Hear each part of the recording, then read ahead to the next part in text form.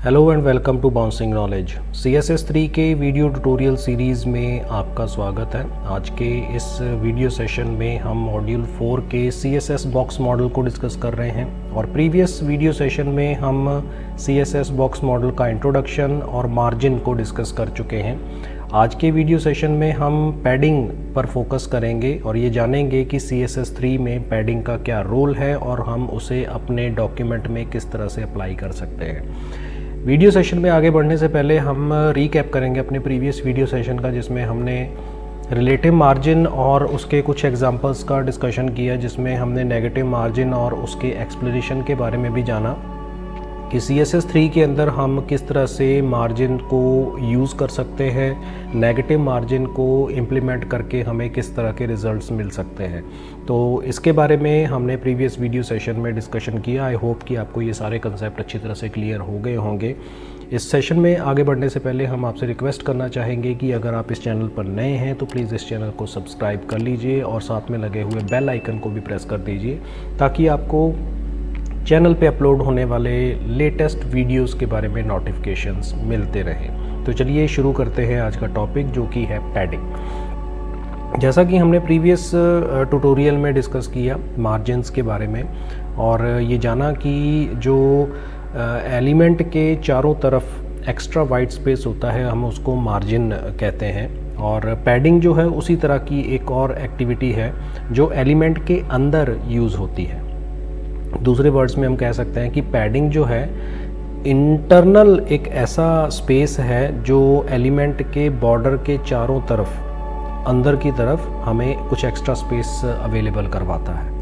तो इसमें by default जो होता है वो जितने भी एलिमेंट्स हम यूज़ करते हैं उसमें पैडिंग जो है वो ज़ीरो होती है, जिसका मतलब ये कि टेक्स्ट और उसके जो कंटेंट हैं उसके पेरेंट एलिमेंट की एजेस पर उसको शो किया जाता है बिना किसी एक्स्ट्रा स्पेस के।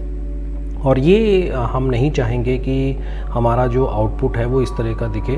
पेरेंट एलिमेंट में अगर बॉर्डर होता है तो हम इस तरह का आउटपुट नहीं देखना चाहेंगे। जैसे कि आप यहाँ पे एग्जांपल में देख सकते हैं, यहाँ हमने सिंपली एक बॉक्स क्रिएट किया है जिसमें हमने बॉर्डर स्पेसिफाई किया है। 2 पिक्सल की उसकी थिकनेस है, सॉलिड उसका स्टाइल है और ब्लू कलर का है। बैकग्राउंड कलर हमने सियान रखा है और बाउंसिंग नॉलेज उसमें कंटेंट रखा है। इस तरह से ये डिस्प्ले होगा। तो चलिए इसको प्रैक्टिकली इम्प्लीमेंट करते हैं। यहाँ पे हम सबसे पहले सिंपली क्या करते हैं, एक बॉक्स नाम की क्लास क्रिएट करते हैं। बॉक्स क्लास क्रिएट की हमने और इसमें हमने सिंपली बॉर्डर अप्लाई किया और इस बॉर्डर के अंदर हम 2 पिक्सल्स इम्प्लीमेंट कर रहे हैं और सॉलिड और कलर हमने सिंपली इसको ब्लू रख दिया। और फिर उसके बाद जो बैकग्राउंड कलर है, बैकग्राउंड कलर हमने यहाँ पे सियान रखा है। तो ये हमारा स्टाइल है। और यहाँ पे हम क्या कर रहे हैं, डिव टैग में यूज़ कर रहे हैं क्लास इक्वल्स टू बॉक्स और इसमें हमने सिंपली क्या दिया, बाउंसिंग नॉलेज। इसको सेव किया और सेव करने के बाद हम इसको रन करेंगे। 15 नंबर हमारा एग्जांपल है, उसको हम रन कर रहे हैं और यहाँ पे आप देख सकते हैं बाउंसिंग नॉलेज डिस्प्ले हो रहा है। और इसमें आप देख सकते हैं कि इधर जो टेक्स्ट है इसके बिल्कुल भी मार्जिन नहीं है, बॉटम एरिया में भी कोई मार्जिन नहीं है, बिल्कुल साथ लगा हुआ हमें कंटेंट दिखाई दे रहा है। तो इसी को दूर करने के लिए हम अगर इसका एक्सप्लेनेशन कहें तो अगर आप इस एग्जांपल को ट्राई कर रहे हैं साथ साथ तो आप ये नोटिस करेंगे कि जो टेक्स्ट है वो हमारे बॉक्स के एजेस में, जो सराउंडिंग बॉक्स है उसके चारों तरफ, उसकी एजेस के साथ टच हो रहा है और ये हम नहीं चाहेंगे कि हमारा कंटेंट ऐसा हो। तो इसको फिक्स करने के लिए हम क्या कर सकते हैं, मार्जिन ऐड कर सकते हैं। एक तरीका ये है। लेकिन इस सिचुएशन में आपको क्या करना होगा, हर एलिमेंट के लिए आपको ये मार्जिन सेटअप करना पड़ेगा। तो ये बहुत एक लेंथी प्रोसेस हो जाएगा। बजाय इसके कि हम दूसरा तरीका अपना सकते हैं जो कि है पैडिंग का। और पैडिंग अप्लाई करने के लिए हमें क्या करना है, जस्ट हमें उस बॉक्स के लिए जो बॉक्स हमने क्रिएट किया है उस पर हमें पैडिंग अप्लाई करनी है। तो ऑटोमेटिकली उसके अंदर जो कंटेंट होंगे, यानी जो उसमें चाइल्ड एलिमेंट्स हम यूज़ कर रहे हैं उसके कंटेंट को शो करने के लिए, उसके ऊपर वो ऑटोमेटिकली अप्लाई हो जाएगा और हमारा कंटेंट जो है वो दिखने में ज़्यादा बेटर लगेगा। तो पैडिंग प्रॉपर्टीज़ में हमें 4 तरह की वैल्यूज़ स्पेसिफाई करनी होती हैं, padding top, padding right, padding bottom and padding left. जैसे कि हमने मार्जिन में डिस्कस किया, सेम पैडिंग भी वैसे ही वर्क करता है। दूसरा एग्जांपल हम इसको ज़्यादा बेटर तरीके से क्लियर कर सकते हैं। यहाँ पर हमारे पास बॉर्डर है, उसका कलर हमने रखा हुआ है, कुछ मार्जिन्स हमने यहाँ पे सेटअप किए हैं पैडिंग के लिए, टॉप, राइट, बॉटम और लेफ़्ट के लिए, और फिर उसके बाद हमने इसको अप्लाई किया है। तो चलिए इसको हम प्रैक्टिकली इम्प्लीमेंट करते हैं। सबसे पहले तो हम यहाँ पे अप्लाई करेंगे पैडिंग। सबसे पहले हम यूज़ करेंगे टॉप के लिए हमने 10 पिक्सल्स रख दिया। फिर उसके बाद जो पैडिंग है, पैडिंग राइट हम यूज़ कर रहे हैं, पैडिंग राइट हम यूज़ करेंगे। पैडिंग राइट हमने यूज़ किया, ये हम 5 पिक्सल्स का रख रहे हैं। फिर उसके बाद पैडिंग हमने रखा बॉटम हमने रखा, इसके लिए भी हम 10 पिक्सल्स रख रहे हैं। और फाइनली हम क्या करेंगे, पैडिंग लेफ़्ट रखेंगे और इसके लिए हम 5 पिक्सल्स रख रहे हैं। ये आप अपने रिक्वायरमेंट के हिसाब से चेंज भी कर सकते हैं। इसको सेव करने के बाद जब हम इसका रिज़ल्ट देखेंगे रिफ़्रेश करने के बाद, तो यहाँ पे आप देख सकते हैं कि ये टॉप और बॉटम से 10 पिक्सल्स है और इधर से लेफ़्ट से और राइट से ये 5 पिक्सल्स जो है वो डिस्प्ले हो रहा है। कलर कॉम्बिनेशन चेंज किया जा सकता है, मैंने इसमें चेंज नहीं किए हैं। जो एग्जांपल है उसमें हमने पिंक और रेड कलर रखा है, और टॉप के लिए हमने 5 रखा है, बॉटम के लिए भी 5 रखा है, लेफ़्ट और राइट के लिए हमने 10 पिक्सल रखा है, और मैंने इसमें थोड़े से चेंजेस कर दिए हैं एग्जांपल के अंदर। तो अपने रिक्वायरमेंट के हिसाब से हम इसको चेंज कर सकते हैं। इसी तरह से अगर हम शॉर्ट हैंड की बात करें, जैसे मार्जिन्स में हमने ऑलरेडी डिस्कस किया था, शॉर्ट हैंड क्या है कि एक ऐसी प्रॉपर्टी है, अगर हम सिंपली पैडिंग चारों पे अलग अलग वैल्यूज़ अप्लाई करना चाहते हैं चारों साइड्स पे, तो बार बार रिपीट करने से बचने के लिए आप क्या कर सकते हैं, पैडिंग का शॉर्ट हैंड यूज़ कर सकते हैं। और इसमें हमें 4 तरह की वैल्यूज़ स्पेसिफाई करनी होती है, और अलग अलग सिचुएशंस में आप CSS का सिंटेक्स यूज़ करके अपने जो कोडिंग है उसको थोड़ा शॉर्टन कर सकते हैं, छोटा कर सकते हैं, और ज़्यादा बेटर रिजल्ट्स आपको मिल सकते हैं। वही 4 तरह की वैल्यूज़ हमें स्पेसिफाई करनी होती है और उसके अकॉर्डिंग हमें रिजल्ट्स मिलते हैं। और इसके लिए जो पैडिंग प्रॉपर्टी है, ये हम 1 से लेके 4 वैल्यू स्पेसिफाई करते हैं। इससे हम जो एलिमेंट के चारों तरफ जो भी पैडिंग अप्लाई करवाना चाहते हैं वो उस पर अप्लाई करवा सकते हैं। तो ये वैल्यूज़ हमें कैसे स्पेसिफाई करनी है, स्टार्टिंग हमेशा टॉप से होती है, फिर टॉप होगी, राइट होगा, बॉटम होगा और लेफ़्ट होगा। उनकी वैल्यूज़ हम जिस तरह से स्पेसिफाई करते हैं उसी के अकॉर्डिंग हमें रिजल्ट्स मिलते हैं। तीसरे एग्जांपल में और ज़्यादा बेटर क्लियर हो जाएगा। यहाँ पे हमने बॉर्डर रखा है और बैकग्राउंड कलर रखा है, हाइट और विड्थ रखी है और मार्जिन रखा है। तो हम यहाँ पे मार्जिन को चेंज करते हैं। सपोज़ हम इसमें आउटपुट देख लेते हैं। इसका आउटपुट हमें इस तरीके का डिस्प्ले होगा, और इसको अगर हम कोड करते हैं, ये पैडिंग मैं यहाँ से हटा देता हूँ और यहाँ पे सिंपली मैं मार्जिन रख लेता हूँ। मार्जिन जो है वो मैंने इसके अंदर 10 पिक्सल्स का रख दिया। और उसके बाद हम यहाँ पे जो डिव क्लास यूज़ कर रहे हैं, इसके अंदर हम एक स्टाइल प्रॉपर्टी यूज़ करेंगे, स्टाइल इक्वल्स टू, और इसमें हम सिंपली यूज़ कर रहे हैं पैडिंग यूज़ किया। और पैडिंग में हमने यहाँ पे सिंपली यूज़ किया 10 पिक्सल्स, 10 पिक्सल्स, 10 पिक्सल्स और 10 पिक्सल्स। ये 4 वैल्यूज़ मैंने इसमें स्पेसिफाई की हैं। इसी को मैं कॉपी कर लेता हूँ, यहाँ से मैंने कॉपी किया और उसके बाद यहाँ पे पेस्ट कर दिया। अब यहाँ पे मैं सिर्फ 2 वैल्यूज़ दे रहा हूँ। यहाँ पे सिंपली मैंने 2 वैल्यूज़ स्पेसिफाई की, और तीसरे नंबर पे यहाँ पे मैं सिर्फ 1 वैल्यू स्पेसिफाई कर रहा हूँ। तो मैंने तीनों वैल्यूज़ हटा दी और सिर्फ एक ही वैल्यू यहाँ पे रख रहे हैं। तो इसका क्या फ़र्क पड़ने वाला है और हमें क्या रिजल्ट्स मिलेंगे, उसी के बारे में हम यहाँ पे इस एग्जांपल में डिस्कस कर रहे हैं। तो इसको रिफ़्रेश करेंगे।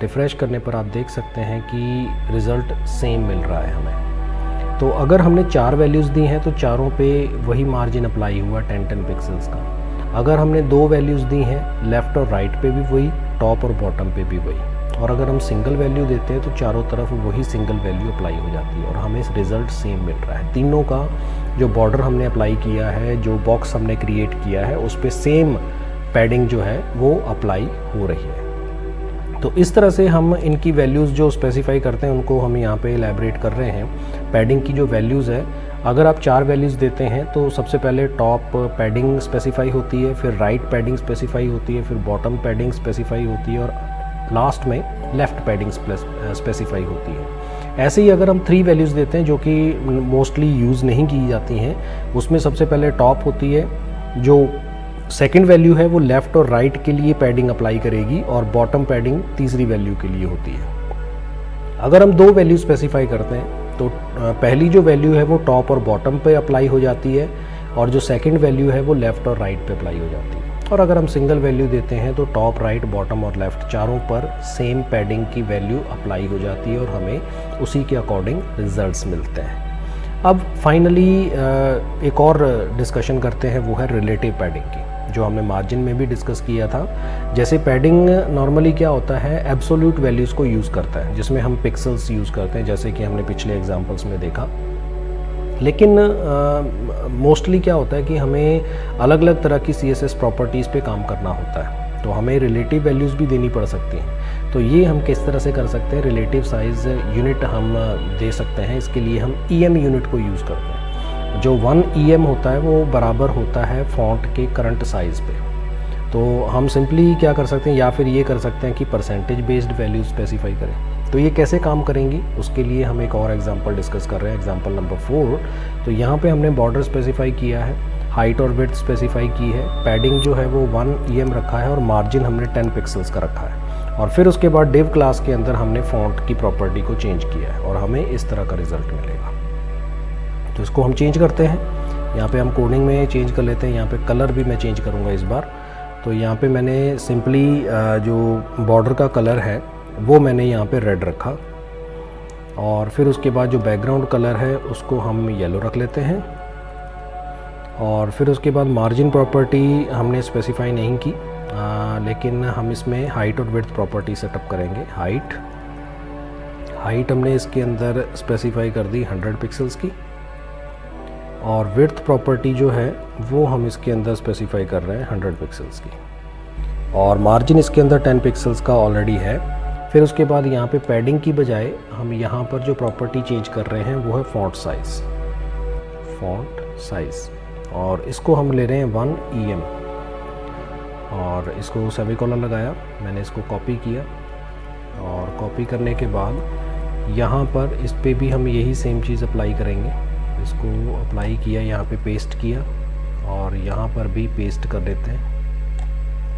अब इनकी वैल्यूज़ को चेंज कर देते हैं। ये 2 EM रखा और इसको 3 EM रखा, सेव किया और सेव करने के बाद जब हम इसका रिज़ल्ट देखेंगे तो यहाँ पे आप देख सकते हैं कि इसमें ये चेंजेस डिस्प्ले हो रहे हैं। तो हम हाइट विड्थ चेंज कर सकते हैं, तो मैं इसकी हाइट और विड्थ चेंज कर लेता हूँ। विड्थ मैं इसकी सपोज़ कर लेता हूँ 300। इसको सेव किया और रिफ़्रेश करते हैं तो यहाँ पे आप देख सकते हैं।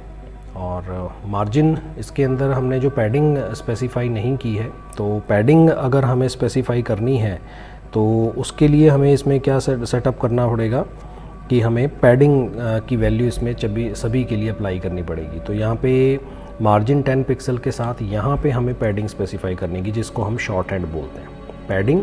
और यहाँ पे हमने दिया 1 EM, इसको सेमीकोलन लगाया। अब सेव करने के बाद अब हम अगर इसको रिफ़्रेश करते हैं तो यहाँ पे आप देख सकते हैं कि बराबर साइज़ आ रहा है तीनों वैल्यूज़ का। अब यहाँ से मार्जिन सेटअप हो गया 1 EM का, इसके लिए भी हो गया और इसके लिए भी हो गया। तो सबके लिए जो साइज़ हम इसको छोटा बड़ा कर सकते हैं, तो उसी के अकॉर्डिंग जो है इन तीनों बॉक्सेस पे वैल्यूज़ जो है फॉन्ट के साइज़ के अकॉर्डिंग इस पर अप्लाई हो रही है 1 EM के अकॉर्डिंग। तो इस तरह से हम CSS में पैडिंग का यूज़ कर सकते हैं। ये वीडियो ज़रूर थोड़ा लेंथी हो गया है क्योंकि हमने इस पूरे एक ही वीडियो में पैडिंग के सारे कंसेप्ट्स को कवर किया है। आई होप कि आपको ये सभी पैडिंग से रिलेटेड जो कंसेप्ट्स हैं अच्छी तरह से क्लियर हो गए होंगे। तो इस वीडियो में फ़िलहाल इतना ही। Thanks for watching. Keep on learning with us. Stay tuned for upcoming videos and always stay blessed.